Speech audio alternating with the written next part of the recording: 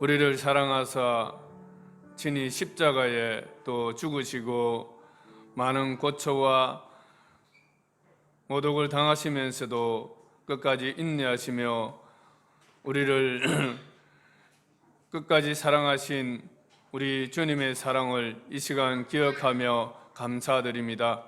하나님 아버지의 크신 사랑과 또 우리 주 예수 그리스도의 그 은혜와 성령님의 역사하심이 오늘도 우리 교회 가운데 충만하기를 원합니다.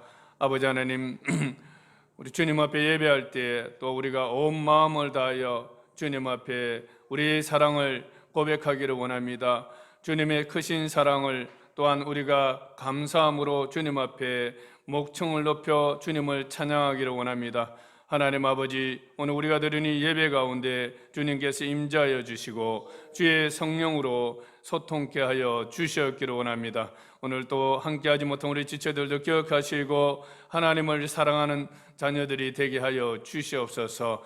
주님께 모든 삶을 드려서 헌신하기를 원하는 하나님의 귀한 종들로 삼아 주시옵소서. 하나님 아버지, 오늘도 악한 영들이 아버지여 이곳에 이기지 못할 줄로 압니다. 부활하신 주님의 권세가 우리 가운데 충만하게 임재하여 주시고 주님의 복음의 권능이 이곳에 충만하게 나타나게 하여 주시옵소서.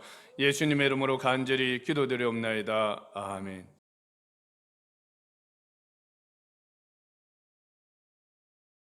예수와 제자들이 빌립보 가이사라 여러 마을로 나가실새 길에서 제자들에게 물어 이르시되 사람들이 나를 누구라고 하느냐?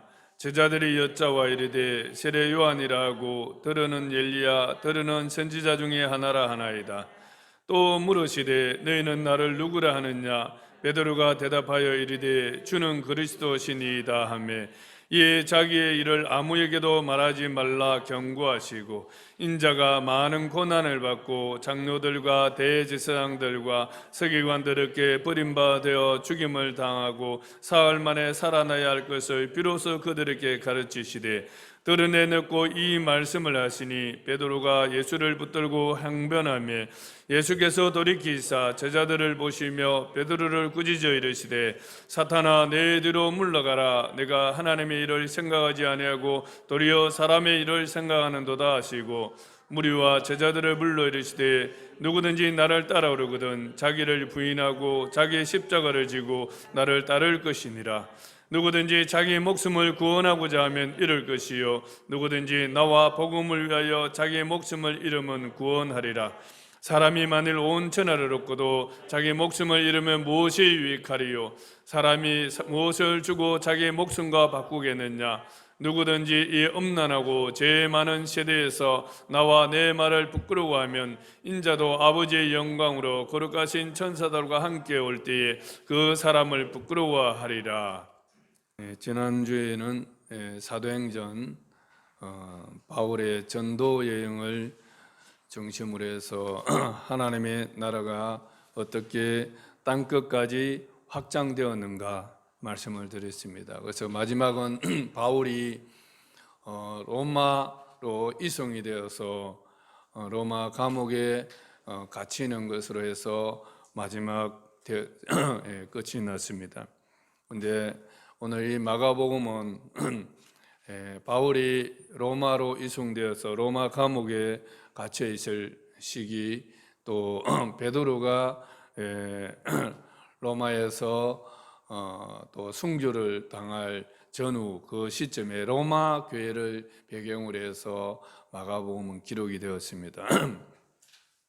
시대적 상황으로 보면 AD 54년에서 68년 이 시기가 바로 네로 황제가 로마를 다스릴 시기입니다. 이때는 또 바울이 4차 전도 여행에서 로마로 이송될 그 시기입니다. 이 네로 황제는 초기에 관용 정책을 폈지만 방화 사건, 일부러 궁정을 새로 짓기 위해서 방화를 했는데 그것이 생각보다 많이 확대되어서 오히려 위기가 되니까 그 방어의 책임을 그리스도인들에게 돌렸습니다. 그래서 그리스도인들을 정말 혹독하게 박해하기 시작했는데 그리스도인들을 심하게 고문을 하기도 하고 또 그리스도인의 참수형을 당하기도 하고 또 오는 경기장에서 구경거리로 전락하게 되기도 하고 참 무시무시한 박해가 시작이 되었습니다. 여러분 배너라든지 또 여러 영화들을 여러분 보시면 로마인들의 기독교인 박해하는 장면들을 많이 보지 않습니까? 코바디스라는 이런 영화, 그런 영화들을 보면 잘 나오고 있습니다. 그리고 때로는 또 짐승의 가죽을 뒤집어 쓴 채로 개들에게 물려서 갈기갈기 찢기거나 또 십자가에 묶인 채로 화형을 당하기도 하고 그래서 이런 정말 기독교인으로서 그리스도인으로서 예수님을 믿는다는 것이 이렇게 큰 고난 중에 있게 되었던 것입니다. 그래서 이러한 것은 또 믿음이 연약한 그리스도인들은 자신의 목숨을 건지기 위해서 또 배교를 하는 그런 우려가 있었습니다. 이때에 고난으로 인해서 배교 위험성이 있는 신자들에게 예수님은 신적인 권능을 가지신 하나님의 아들이시다라는 것을 또 알릴 필요가 있습니다. 또 그분의 그리스도의 복음의 본질은 십자가와 고난을 통한 부활의 승리이다 하는 이 사실을 또 각인시킬 필요가 있었습니다. 그리고 주님께서 그 길을 사셨다면 또한 그분의 제자로서 그분을 따라가는 우리 또한 고난과 십자가를 지는 삶을 통과한 후에 부활의 승리를 가져올 것이다 하는 사실을 또 가르치기를 원했습니다. 그래서 우리도 믿음을 가지고 도리어 주님이 재림하시는 날까지 복음의 증인으로서 살아가는 것이 그리스도인의 본분이다 하는 것을 이 마가는 가르치기를 원했던 것입니다. 그래서 이 마가복음을 기록한 것입니다.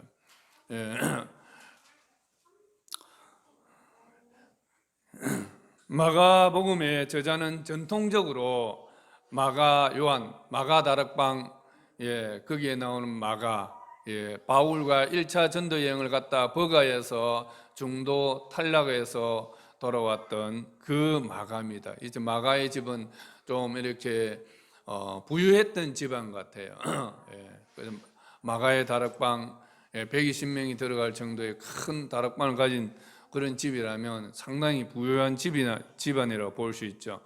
그래서 어쩌면 마가는 처음에 베드로 바울과의 전도 여행에서 중도 탈락함으로 말하면 바울과 이런 사이가 좋지 않았지만 나중에는 바울과도 동력을 하게 되는 것을 볼 수가 있습니다. 그리고 이 마가는 나중에 베드로의 거의 수제자 정도로 베드로를 따라다니면서 로마에서 또 베드로의 통역관으로서 일을 하고 베드로와 아주 친밀한 것을 알 수가 있습니다. 베드로전서 5장 13절에 보면 택하심을 받은 바벨론에 있는 교회가, 이 바벨론은 위치적인 바벨론보다도 로마가 바벨론과 같이 하나님을 대항하는 세력으로 봐서 로마를 말하는 것 같아요. 그래서 택하심을 받은 바벨론에 있는 교회가 너희에게 문안하고 내 아들 마가도 그리하느니라. 마가를 베드로가 아들이라 그만큼 함께 생활하면서 아들과 같이 베드로를 도우면서 동력을 했다는 것을 알 수가 있습니다. 그래서 초대교회의 많은 기록들도 마가는 베드로와 아주 친밀했고 베드로의 설교들을 바로 가까이서 직접 듣고 들은 사람이다. 그래서 누구보다도 베드로의 베드로가 전해주는 예수님에 대해서 잘 알고 있었던 사람이라는 것을 말하고 있습니다. 그래서 마가복음은 예수님의 수제자인 베드로가 베드로로부터 마가가 직접 들은 말씀들을 기록했기 때문에 그가 기록한 마가복음은 상당히 공신력이 있습니다. 누가는 다른 사람들을 통해서도 들었지만 또 다른 사람이 들은 것 기록한 것이 아니라 이 마가는 바로 하나님의 수제자, 예수님의 수제자잖아요. 3년을 거의 같이 묵고 지냈던 예수님의 모든 것들을 다 보고 또 예수님의 설교 내용들을 잘 들었던, 누구보다도 가까이 들었던 그 베드로로부터 들은 내용을 이제 마가가 기록했기 때문에 상당히 공신력이 있다고 보는 것입니다. 또 여러 기록들도 보면 이 마가복음은 마가가 기록했다고 증거를 하고 있습니다. AD 150년경이면 요한이 거의 100세까지 살았으니까 이 아주 가까운 시기죠. AD 150년경에 저스틴이란 순교자가 이 마가복음에 대해서 베드로의 각서다. 다시 말해서 마가가 적기는 했지만 이것은 거의 베드로가 전해준 내용을 기록했다는 것입니다. 그리고 AD 210년경에 터툴리안 교부가 이것은 또 베드로의 복음이다. 마가가 기록했지만 이건 베드로의 복음이다. 베드로는 누굽니까? 바로 예수님의 수제자잖아요. 예수님의 일거수일투족을 다 경험한 사람이에요. 그래서 그의 이 전해진 이 마가복음은 그만큼 믿을 만한 것이라는, 예수님의 삶에 대해서는 추후의 의심도 없이 그대로 믿어도 되는 것이라고 말하고 있는 것입니다. 그리고 AD 213년경에 클레멘트도 어떤 말을 하고 있냐면, 베드로가 이 말씀을 로마에서 공적으로 전파하며 성령으로 복음을 선포했을 때 거기에 참석한 많은 사람들은 마가가 단연간 베드로를 따라다녔고 그의 말한 바를 기억했기 때문에 그에게 이 말씀을 기록하기를 간청했다. 그래서 마가는 그렇게 했고 이 기록한 복음의 말씀을 그들에게 전달했다. 이것이 마가복음이라는 것입니다. 그래서 여러 가지 기록들에 의하면 마가복음은 마가가 베드로로부터 들은 말씀들을 기록을 했다는 것을 말하고 있습니다. 물론 100% 그대로 뒤죽박죽 이렇게 기록하지는 않았겠죠. 마가도 자기의 생각을 가지고 이 베드로로부터 들은 내용을 어디에 어떻게 구조를 이 사건들을 배열을 할지는 물론 자신의 신학에 따라서 또 배열을 했겠죠.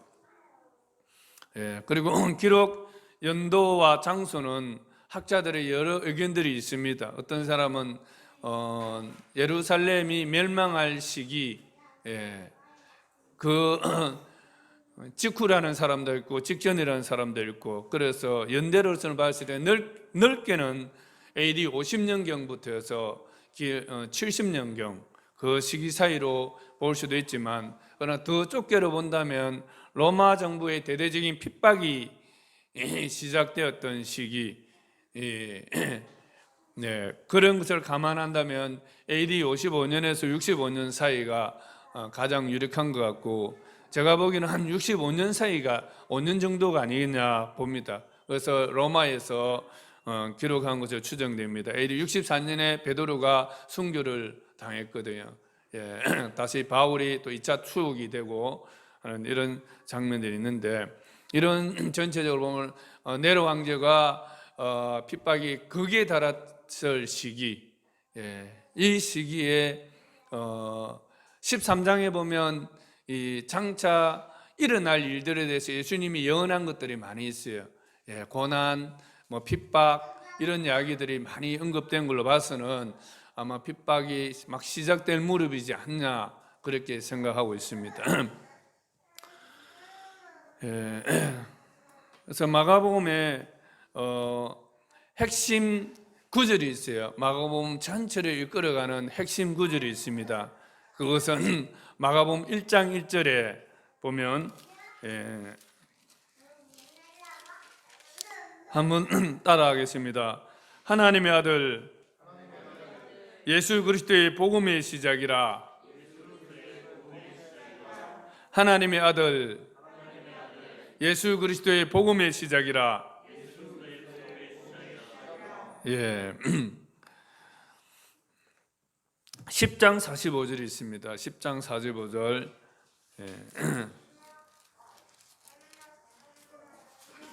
다 같이 한번 보시겠습니다. 10장 45절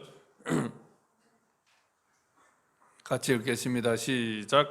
인자가 온 것은 섬김을 받으려 함이 아니라 도리어 섬기려 하고 자기의 목숨을 많은 사람의 대속물로 주려 함이니라. 인자가 온 것은, 인자는 바로 예수님이죠. 예수님을 참 사람으로 말씀하고 있는데, 인자가 온 것은 뭐라고요? 예수님이 이 땅에 오신 목적이 뭐라고요? 섬기려 하고, 섬김을 받으려는 것이 아니라 섬기려 하고 자기 목숨을 많은 사람의 대속물로 주려 함이니라. 이것입니다. 세상의 권력들은 권력이 높아질수록 섬김을 받으려고 합니다. 그러다 보니까 섬김을 받으려고 권력이 높아지면 섬김을 받아야 된다고 생각하고 있기 때문에 낮은 위치에 있을 때는 괜찮은 사람들이 높은 위치에 올라가면 사람이 변하는 경우들이 많습니다. 그것은 본성이 그렇기 때문입니다. 그러나 예수님의 복음의 본질은 섬김을 받으려는 것이 아니라 섬기려는 복음입니다. 예수님이 이 땅에 오신 이유도 섬기기 위해서 오셨다는 것을 말하고 있습니다. 그리고 섬김의 하이라이트는 뭐냐면 자기 목숨을 많은 사람의 대속물로 주려 함이니라. 자기 목숨을 많은 사람의 대속물로 주려 함이니라. 그래서 예수님이 이 땅에 오신 것은 사람들을 섬기고 또한 자기 목숨을 사람들의 대속물로서 죽기 위해서 오셨다는 것입니다. 이것이 바로 마가복음의 큰 흐름입니다. 그래서 이 핵심 구절이에요. 그래서 예수님은 다시 말해서 고난받으러 이 땅에 오셨다는 거죠. 고난의 종으로서, 섬김의 종으로서, 고난의 종으로서 이 땅에 오셨다는 것을 말하고 있습니다. 그래서 1장 1절에 말하고 있는 하나님의 아들 예수 그리스도의 복음의 시작이라.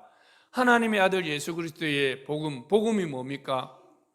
기쁜 소식이잖아요. 기쁜 소식. 근데 이 기쁜 소식이 뭐냐? 바로 하나님의 아들 예수 그리스도가 우리를 섬기러 오셨고 또 우리를 위해서 대속물로 자신의 목숨을 주시기 위해서 이 땅에 오셨다는 것입니다. 그래서 우리가 마가복음에서 기록해야 될 꼭 두 구절은 바로 1장 1절과 10장 45절이에요. 한 번 더 읽겠습니다. 1장 1절 시작. 하나님의 아들 예수 그리스도의 복음의 시작이라. 그 다음에 10장 45절 시작. 인자가 온 것은 섬김을 받으려 함이 아니라 도리어 섬기려 하고 자기 목숨을 많은 사람들의 대속물로 주려 함이니라. 그래서 우리가 복음을 제대로 받은 사람이라면 어디에서든지 이 자세가 나옵니다. 이 자세가 뭐예요? 이 태도가 뭐예요? 종의 태도입니다. 종의 태도. 그래서 마가복음은 바로 종의 복음이라고도 말합니다. 하나님의 아들 예수 그리스도의 복음이지만 하나님의 아들 예수 그리스도의 복음은 바로 종의 복음이다.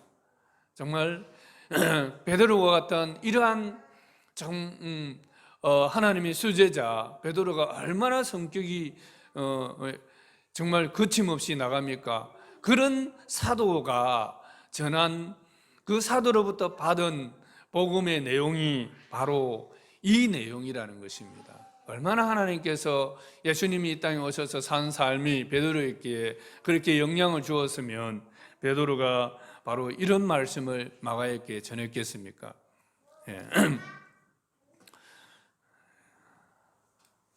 그리고 마가복음 구조를 이렇게 살펴보면 1장에서 10장까지와 11장에서 16장까지로 크게 두 개로 나눌 수가 있습니다. 마가는 베드로로부터 들었던 예수님의 생애에 대해서 1장에서 10장까지는 하나님의 아들로서 섬기시는 종의 사역에 대해서 전하고 있습니다.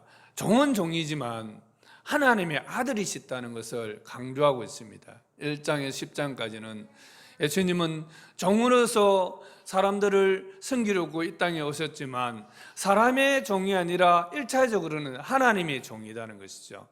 그래서 하나님의 종이기 때문에 그는 또한 하나님의 아들로서의 권능들이 나타났던 것이죠. 그래서 하나님의 아들로서 섬기시는 종으로서 어떻게 사역을 하시는가 하는 것이 1장 10장까지 나타나고 있고요. 그 다음에 11장에서 16장까지는 이제 10장 45절에 있는 말씀처럼 고난의 종으로서 섬기신 사역을 말하고 있습니다. 고난의 종, 하나님의 아들이시지만 친히 고난을 당하시면서 종처럼 하나님의 사람들을 어떻게 섬기시는가를 말하고 있습니다. 그래서 특히 11장에 15장까지는 십자가의 고난을 당할 것과 십자가의 죽음을 당할 것을 예고하시고 또 실제 십자가 위에 죽으신 장면들에 대해서 기록을 하고 있습니다. 거의 3분의 1가량을 고난과 십자가에 대해서 기록을 하고 있습니다.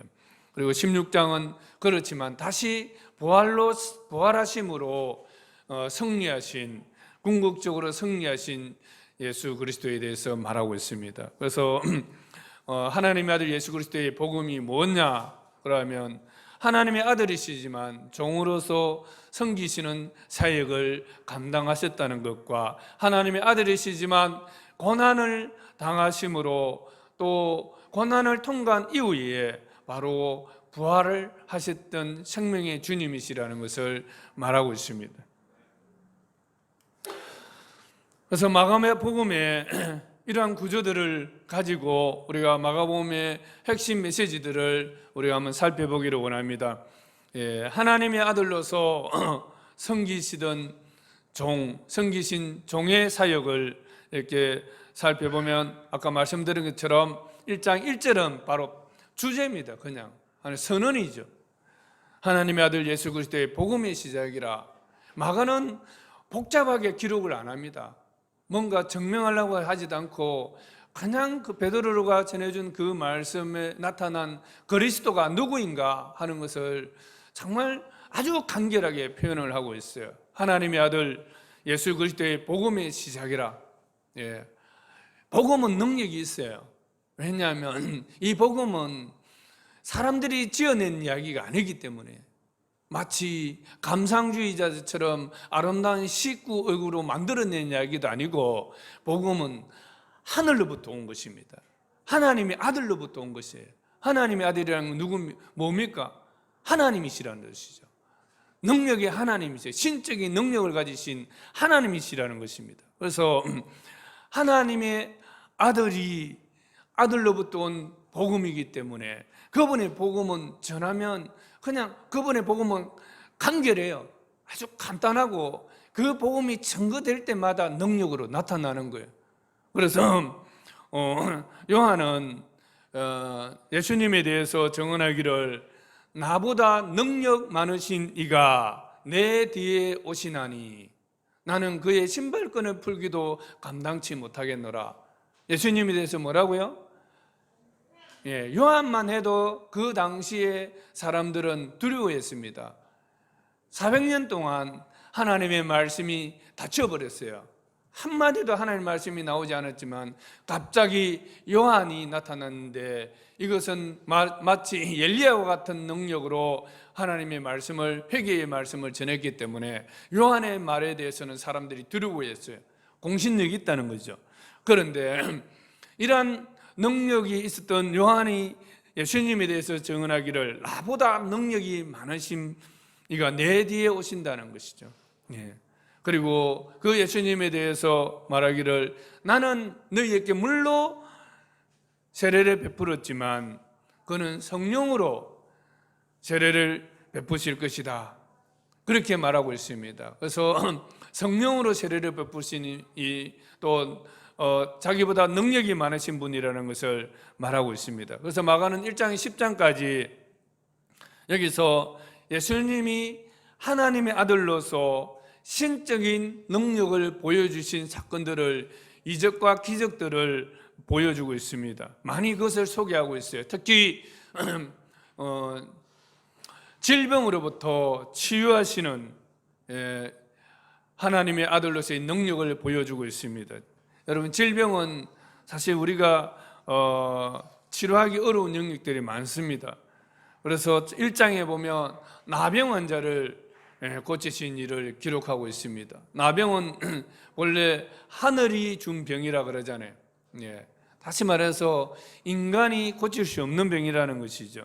그런데 이 나병 환자를 보고 예수님께서 불쌍히 여기시고 손을 내밀어 대시면서 내가 원하노니 깨끗함을 받아라 하는 이 말씀 한마디에 나병이 그 사람에게서 떠나가고 깨끗하여진지라. 곧이라는 단어가 있습니다. 곧 그 사람, 나병이 그 사람에서 떠나가고 깨끗해진지라.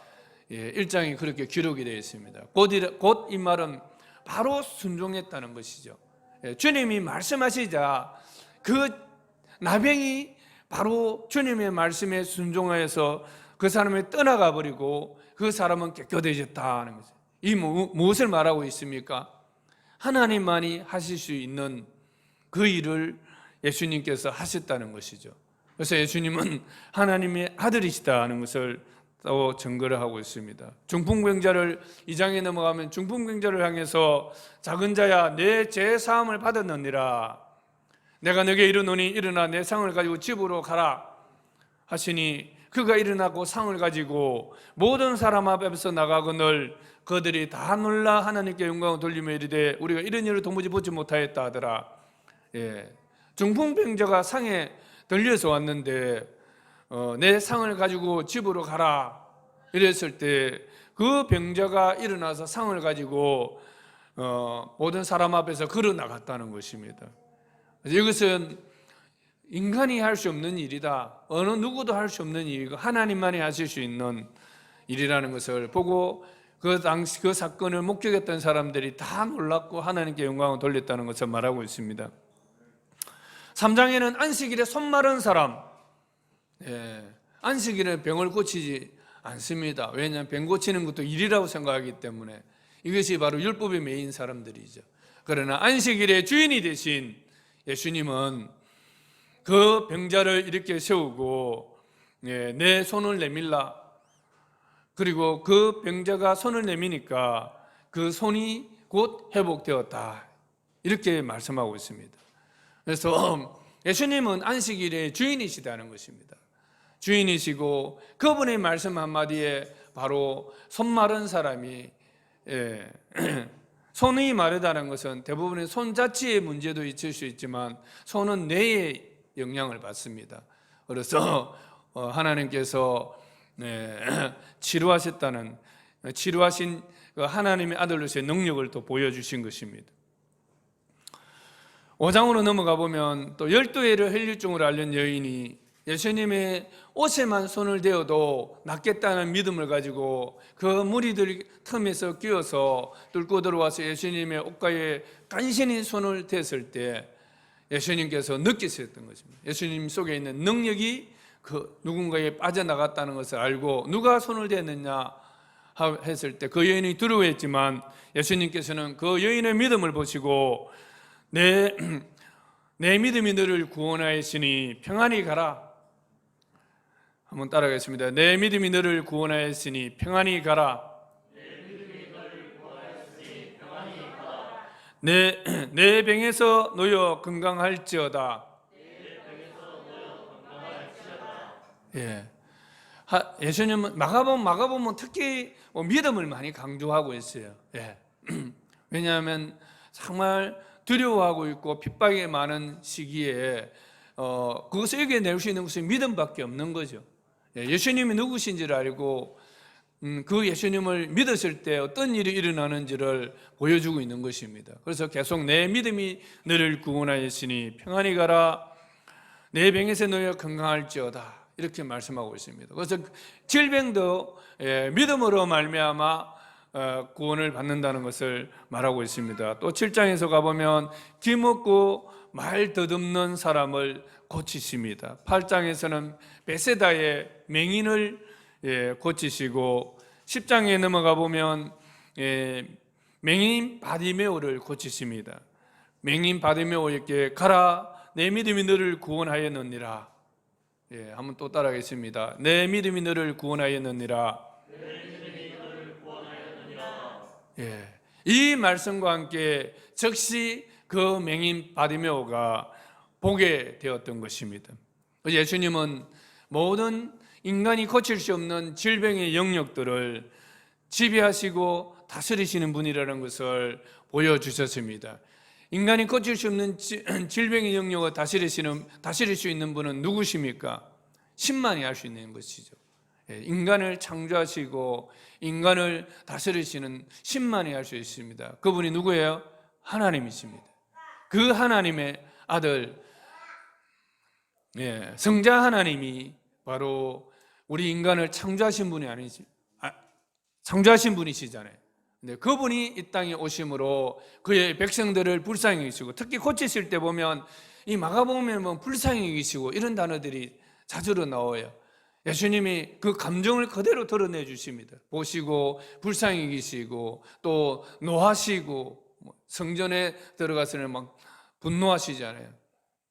그런 부분들이 자주로 나옵니다. 그래서 예수님 병자들을 보셨을 때 불쌍히 여기셨던 것이죠.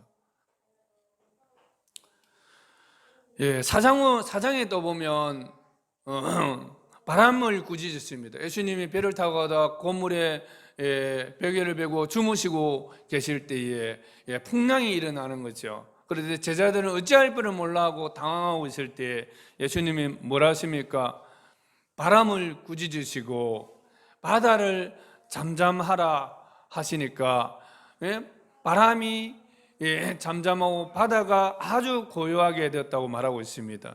그리고 제자들에게 어찌하여 무서워하느냐, 어찌 믿음이 없느냐, 이렇게 책망을 하십니다. 이 사건을 두고 제자들은 그가 누구이기에 바람과 바다도 순종하는가, 바람과 바다를 순종하게 하실 수 있는 분이 누구십니까? 하나님이시죠. 이 바람과 바다를 만드신, 그리고 그것을 다스리시는 하나님입니다. 그리고 6장에 보면 예수님이 바다 위로 걸어서 배 제자들에게 나아가십니다. 그래서 바다 위로 갈 수 있다는 것은 육체가 없는 존재잖아요, 그죠? 왜냐하면 바다 위를 걷는다는 것은 중력에 의해서 빠질 수밖에 없는데 육체에 없는 그런 영만이 바다 위로 걸을 수 있다고 생각을 해서 유령인가 이렇게 생각했지만, 그러나 예수님은 친히 이 바다와 바람을 또 다스리시는, 자연계를 다스리시는, 자연의 영역을 지배하시는 하나님의 아들이심을 말씀하고 있는 것입니다. 마가가 이런 것들을 기록을 할 때 정말 이런 어떤 목적을 가지고 기록했는지 느껴지죠. 그리고 1장에 들어가 보면 가버나움에서 귀신 들린 자를, 가버나움 해당에서 귀신 들린 자를 고치시는 장면이 나옵니다. 또 5장에 가면 그라사인 지방에 더러운 군대 귀신 들린 사람, 귀신도 한 명이 들어올 수도 있지만 군대라는 것은 막 떼거리 귀신들이 들어올 수 있습니다. 그래서 떼거리 귀신들이 들어오면 능력이 강하게 나타날 수 있겠죠, 그죠? 그래서 쇠구랑도 묶어놔도 그것을 끊어버린다는 거죠. 그런 귀신이었지만 예수님을 보자 그들이 두려워하잖아요. 그래서 예수님께서 그 귀신들을 쫓아냈을 때 그 사람들이 정신이 온전하게 된 것을 볼 수 있습니다. 또 9장에도 가보면 귀신 들린 아이를 고침으로써 고쳤습니다. 이런 귀신의 영역들을 예수님께서 다스리심으로써 영계를 또한 다스리시는 분이시다. 여러분, 귀신 무서워하죠? 저는 시골에서 자라고 밤에 화장실 가는 것도 무섭습니다. 하도 화장실 귀신 이야기들 많이 들어가지고. 또 시골에 그 산에 보면 그 불빛이 이렇게 밤에 비쳐요. 그게 뭐냐면 그 6.25 때에 사람이 죽었던 그 뼈에서 나오는 빛이에요. 그런 것들이 보이고 뭐 여우 소리가 막 들리고 이러니까 화장실이 우리는 집 안에 있는 것이 아니고 마당을 거쳐서 바깥에 있잖아요. 문 입구에 있습니다. 그래 갈 때마다 뭐 쭈비쭈비 씁니다. 그래서 저도 제일 뱀하고 귀신이 제일 싫습니다.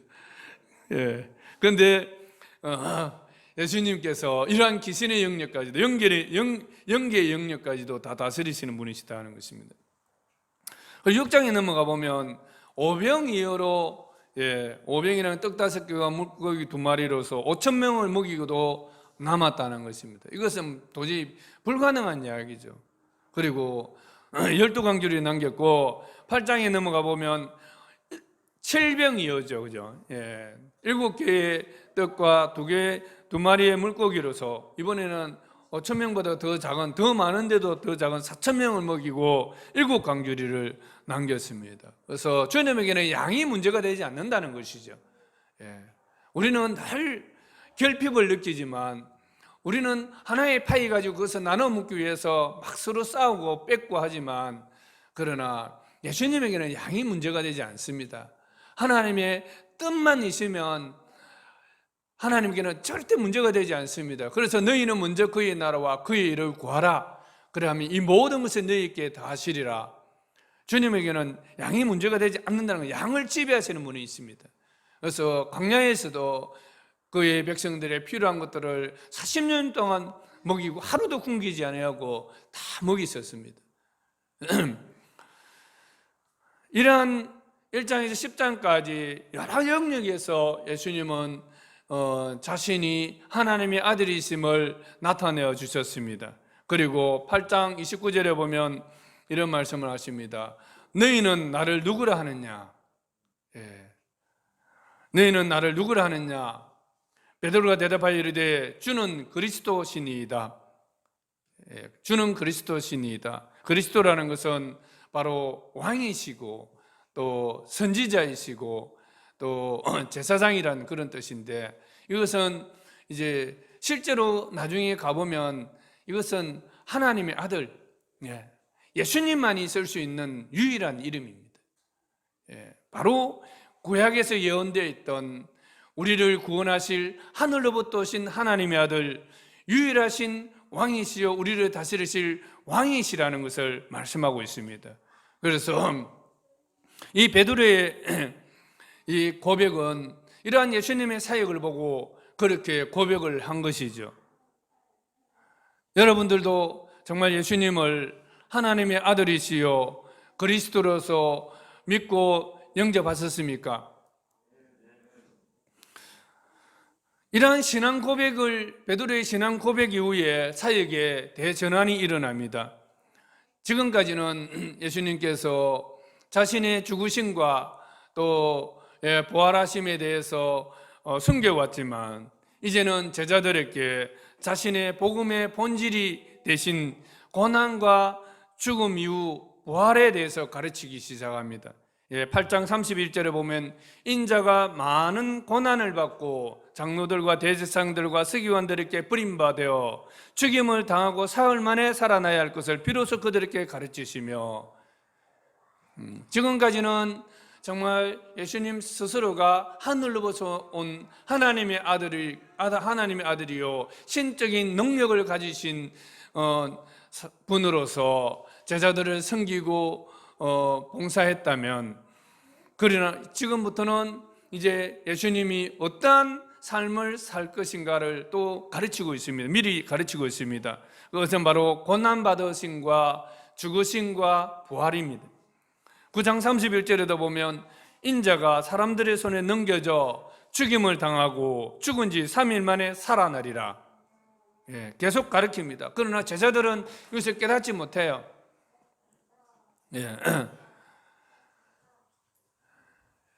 1장부터 9장까지는 장소적으로 본다면 갈릴리입니다. 예수님이 태어났던 나사렛과 그 북쪽 지방에 있는 그 나사렛 갈릴리 지방입니다.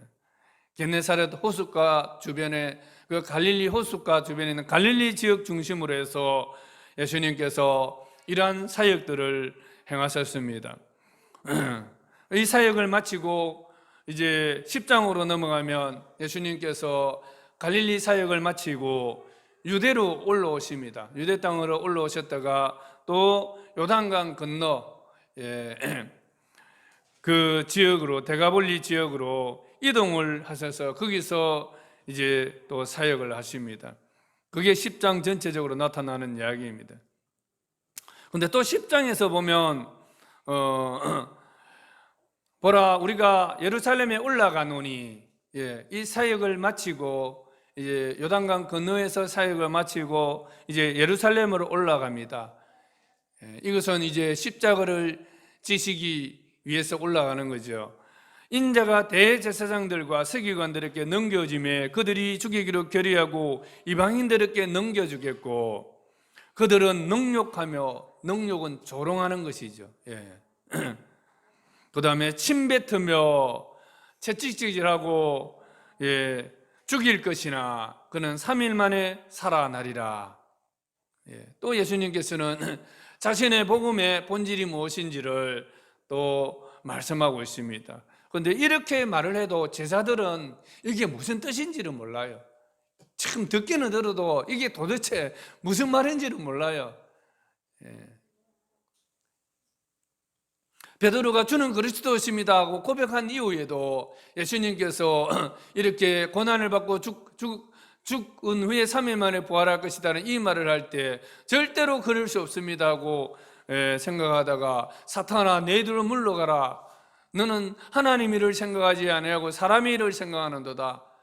아직까지도 이 제자들은 사람의 일을 생각하고 있습니다. 예수님이 오신 것은 이스라엘 나라를 회복시키기 위해서, 그렇다. 그때 나라를 회복시키면 예수님이 뭐가 되는 거예요? 왕이 되는 거잖아요. 예수님이 왕이 됐을 때 예수님이 이스라엘의 왕이 될 것이라 생각하고 있고, 그 왕이 될 때에 나는 좌편에 내 형은 우편에 뭐 이런 식으로 앉혀달라고 야고보 요한이 그렇게 예수님에게 말을 했습니다. 이것이 달로 되어가지고 제자들끼리 지금 싸움이 벌어져요. 지금 예수님은 막 방금 올라가시면서도 이렇게 말씀하고 있는데도, 그러니까 예수님이 또 말씀하시죠. 인자가 대제사장들과 서기관들에 넘겨지며 그들이 죽이기를 결하고 이방인에게 넘겨주겠고, 그들은 능욕하며 침뱉으며 채찍질하고 죽일 것이나 그는 3일 만에 살아나리라. 이것이 바로 예수님이 왕이신 나라의 복음이라는 것을 말하고 있습니다.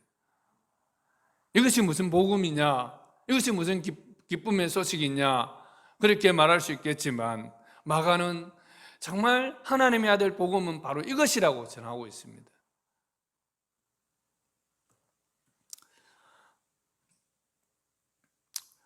그리고 10장 45절에 싸우고 다투는 제자들에게 예수님이 주신 말씀이 바로 오늘 우리의 핵심 구절을, 인자가 온 것은 섬김을 받으려 함이 아니라 도리어 섬기려 하고 자기 목숨을 많은 사람의 대속물로 주려 함이니라.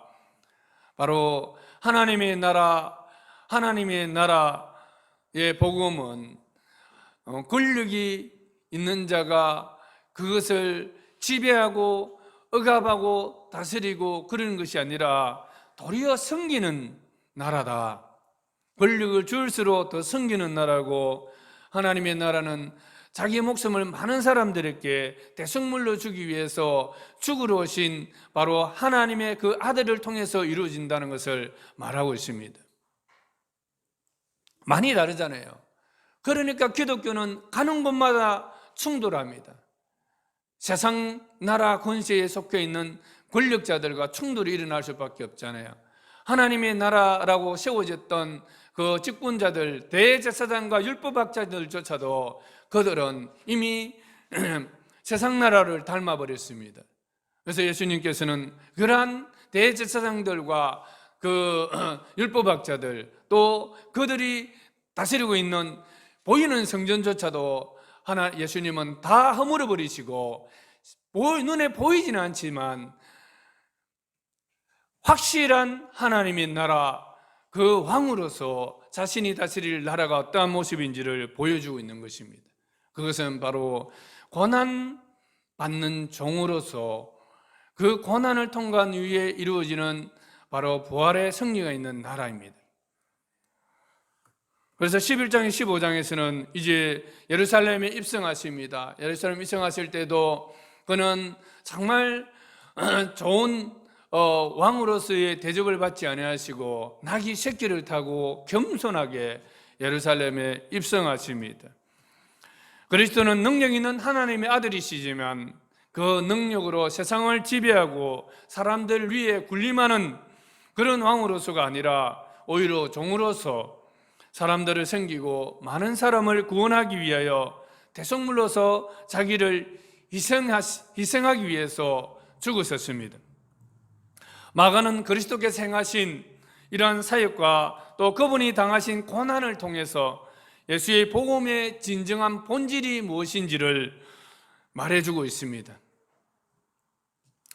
예수님은 종으로서 섬김과 고난을 통해서 우리 인류를 구속하시고 인류의 구속의 역사를 완성시키셨습니다.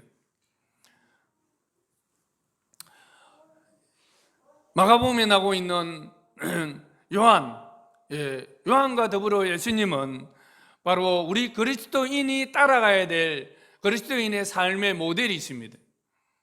요한도 광야에서 메뚜기와 석청을 먹었습니다. 그는 헤로드께 잡혀서 죽임을 당했습니다. 예수님은 광야에서 시험을 받았었습니다. 들짐승들과 함께 계셨습니다. 친척과 가족과 고향과 대제사장과 율법학자들과 제자들에게 배척을 당했습니다. 유다에게 은산심령에 팔렸습니다. 이방인에게 채찍과 온갖 조롱과 침뱉음과 모욕을 당하셨습니다.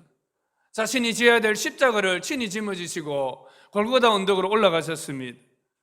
그 십자가에 양 손목과 발목에 못 박힘을 당하여서 죽임을 당하셨습니다. 마지막 순간에 옆구리까지 찔려서 모든 피와 물을 다 쏟았었습니다. 이러한 주님의 죽으심에 대해서 마가는 증언하고 있습니다. 성전 휘장이 위에서부터 아래로 찢어졌다고 증언하고 있습니다. 이 광경을 본 백부장, 로마 군인이죠. 예수님의 죽음을 사형을 집대했던 바로 이 백부장은 이 예수님의 죽음을 보고 뭐라 말했습니까? 이분은 참으로, 한번 따라하겠습니다. 참으로 이분은 하나님의 아들이셨다.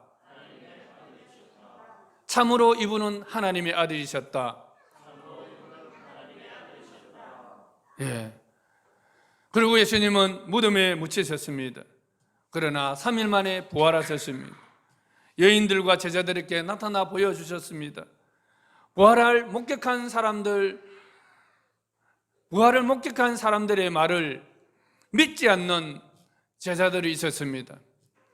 그들에게 예수님은 믿음 없는 자가 되지 말고 믿는 자가 되라고 꾸짖었습니다. 그리고 온 세상에 나가 만민에게 복음을 전파하라 부탁했습니다. 그 부탁한 복음의 내용이 바로 고난 섬기러 오셨고, 또한 섬김을 받으려 하심이 아니라 섬기러 오셨고, 또 고난 받으시는 종으로서 우리를 섬기신, 끝까지 정말 하나님의 종으로서 그 섬기셨던 예수 그리스도가 바로 복음이라는 것입니다. 그리스도인이라면 우리는 예수님을 따라가야 합니다. 마가복음에서 8장 우리가 오늘 본문 읽었던 말씀에 보면 누구든지 나를 따라오거든 자기를 부인하고 자기 십자가를 지고 나를 따를 것이니라, 나를 쫓을 것이니라, 그렇게 말씀하고 있습니다. 많은 사람들은 예수를 믿으면 복 받는다 말합니다. 물론 전반기의 제자들도 그러한 복을 받았습니다.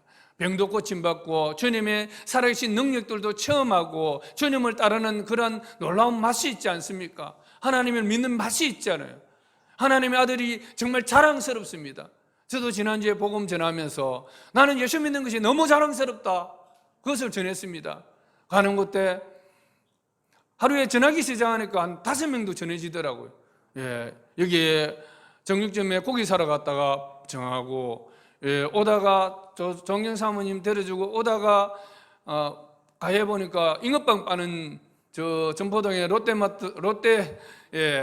그 앞에 아파트 앞에 잉어빵 빠는 분이 있어요. 그래서 그분에게 예수님 믿으시냐고, 하나님 살아계신다 하니까 그분도 믿으시더라고요. 근데 나는 예수님이 너무 자랑스럽다 전했습니다. 정말 예수님이 너무너무 자랑스럽다고, 난 이 예수 믿는 것이 나 스스로도 너무나 자랑스럽다고. 그런데 그분도 반여동에 재성동에 살다가 문현동으로 이사 왔다 하더라고요. 제가 그것까지 하고 카메라 찍힐까 봐서 빨리 뛰어왔는데 하여튼 틈만 있으면 복음을 전할 수가 있더라고요. 하나님이 살아계십니다. 요 뒷집에도 전하고, 물건들 주면 물건 나눠주면서 전하고, 하나님은 정말 예수 그리스도는 살아계신 분입니다. 우리가 예수 믿으면 이런 즐거움도 있지만, 그러나 정말 예수 믿는 길이 결코 쉬운 길만은 아니다는 것이요, 편안하고 쉬운 길만은 아니라는 것입니다. 예수님을 믿는다면 예수님이 가신 길을 우리도 또한 그대로 따라가야 한다는 것입니다. 십자가의 길만이 영광에 이르는 길이라는 것을 오늘 우리는 마가복음 통해서 또 배웠습니다. 참고 끝까지 인내한 자만이 영광과 기쁨을 맛볼 수 있는 것입니다. 다시 한번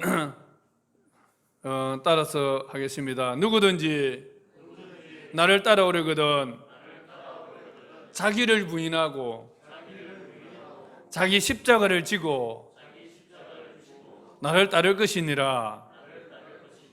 여기서는 주님을 따라가는 제자라면 한 개도 뺄 수가 없어요. 자기 부인. 제일 중요한 것이 자기입니다. 인간은 자기를 위해서 살아가기 때문에 나를 위해 사는 것이 아니고 나를 부인해야 되는 것이에요. 누구를 위해 살아야 됩니까? 주님을 위해 사는 것이에요. 나 중심을 부인해야 되고, 또 십자가를 지어야 돼요. 자기 십자가. 그거 고난이겠죠, 그죠? 자기의 찾아온 고난들, 여러 가지 고난들이 있겠죠. 자기의 고난, 십자가들이 여러 가지 모양으로 있을 것입니다. 어떤 사람은 건강이 될 수 있을 거고, 어떤 사람은 경제력이 될 수 있을 거고, 어떤 사람은 사람의 관계일 수도 있습니다. 어떤 사람은 가족이 될 수도 있습니다. 어쨌든 그 예수님을 따라가려 한다면 그 십자가를 지라는 것입니다. 남에게 지울 수가 없어요. 그거 없이 그냥 주님을 따라올 수가 없습니다. 지고 그 다음에 나를 따르라 이렇게 말씀하시지 않습니까? 주님을 따라가야 돼요. 주님 없이 따라갈 수도 있겠지만, 많은 사람 주님 없이 따라가려는 사람도 있었어요. 부자 청년이 예수님에게 찾아와서 나는 이러이러는 했습니다. 예수님께서 그러니까 잘했다 칭찬을 하시지만, 그러나 한 가지 내가 그것을 하고 따라오느라 이랬습니다. 뭡니까? 내 재물을 팔아서 가난한 자들께 나눠주고 따라오느라. 그럴 때 그는 그 재물을 나눠주는 것이 십자가인데 그것을 나눠주지 못했기 때문에 결국은 주님을 따르지 못했던 거예요. 주님이 제대로 따라오지 못했던 것입니다. 한 가지 적용해 했으면 좋겠습니다. 나는 얼마나 나 자신을 부인하고 또 주님의 십자가, 나의 삶에 주신 십자가들을 지고 주님을 따라가려고 하는 것인가? 한번 자기 자신에게 적용을 해보시기 바랍니다. 나의 십자가는 무엇이고 내가 부인해야 될 내 안에 그런 왕자가 뭐가 있는가를 여러분 보시고 그것을 정리하시고 주님을 따라가시기를 바랍니다.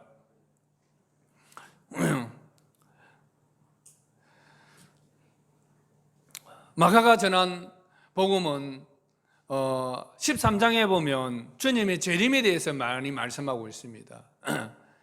재림에 대해서 많이 말씀하고 있는데, 그래서 그리고 또 이 재림이 의미하는 바는 무엇입니까? 주님이 다시 오신다는 거잖아요. 죽음을 통과하시고 부활의 영광을 맛본 주님께서 다시 성천을 하셨습니다. 성천하시 주님은 반드시 다시 오신다는 것입니다. 고난받는 지체들에게 정말 이거보다 더 큰 위로가 없겠죠. 주님이 오시면 모든 고난들은 다 종식이 될 것입니다. 이 땅에서 우리가 주님이 오시기 전까지는 항상 우리의 삶에 하나님의 나타나심도 있지만 또한 고난이 있을 것이라는 것입니다. 편한 삶이 없다는 것입니다. 그래서 이런 고난이 있을 것인데, 이 고난은 주님이 오실 때에 종식이 된다는 것입니다. 그럴 때까지 우리는 어떻게 해야 된다고요? 주님의 우리의 몸의 부활과 또 주님의 재림을 소망하면서 끝까지 믿음을 지키는 자에게 이러한 영광을 맛볼 수 있다는 것을 말하고 있습니다. 그리고 또 한 가지 우리가 해야 될 것은 주님이 오시는 날까지 바로 복음을 전해야 하는 것입니다. 예수님이 하나님의 아들 되심과 또 예수님이 우리의 죄를 위해서 고난받으시고 또 영광에 들어가신 것을 우리는 자랑스럽게 전하면서 끝까지 믿음으로 이 예수 그리스도를 우리 구주로서 영접하고 예수 그리스도를 믿음으로써 인내하면서 살아가야 된다는 것을 전해야 하는 것입니다. 그럴 때 우리는 부활의 그 영광에 참여해야 되고, 정말 재림 때 주님과 함께 영원히 주님의 신부로서 하늘나라에서 살게 될 것을 정말 우리는 믿고 또 전해야 하는 것입니다. 적용을 해봤으면 좋겠습니다. 주님의 재림에 대해서. 여러분은 하루에 주님의 재림을 몇 번이나 생각하십니까? 아니, 하루가 아니고 1년에 몇 번 생각하십니까? 여러분, 한 달에 주님의 재림 몇 번 생각하십니까? 정말 주님이 재림하실 걸 믿고 있습니까? 주님의 재림을 생각하는 신앙이 복음입니다. 주님이 섬기러 오신 것이 복음입니다. 주님이 고난의 종으로서 우리를 섬기신 것이 복음입니다. 또한 주님이 정말 재림하실 것이 우리의 복음입니다.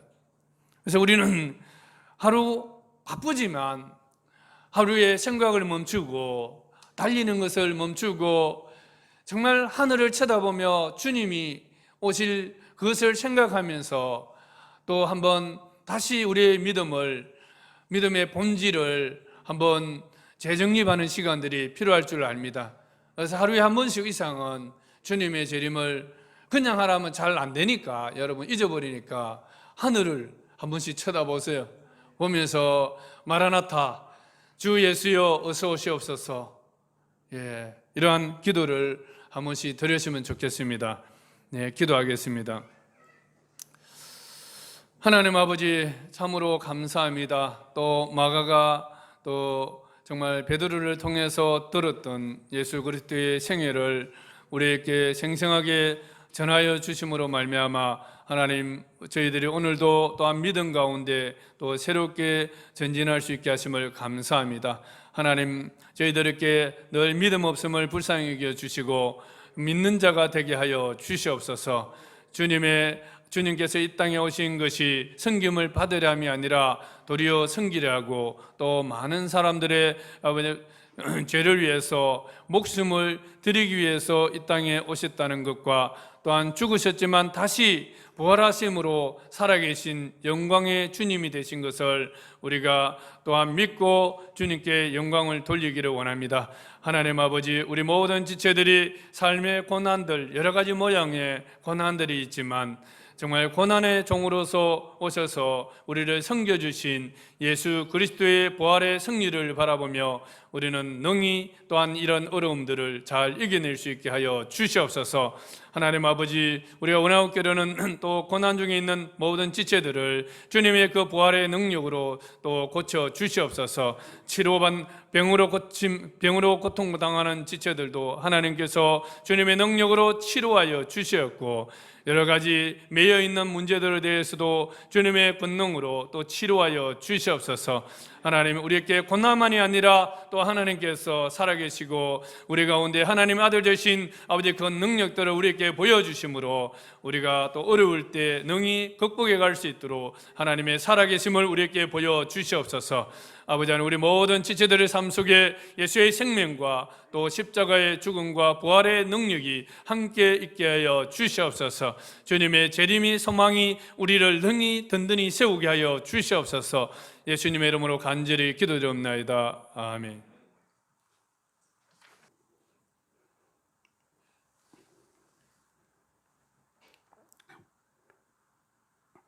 주 예수 그리스도의 은혜와 하나님의 사랑과 성령 교통하심에 정말 모든 성도들에게 영적 보심을 간절히 축원합니다. 아멘.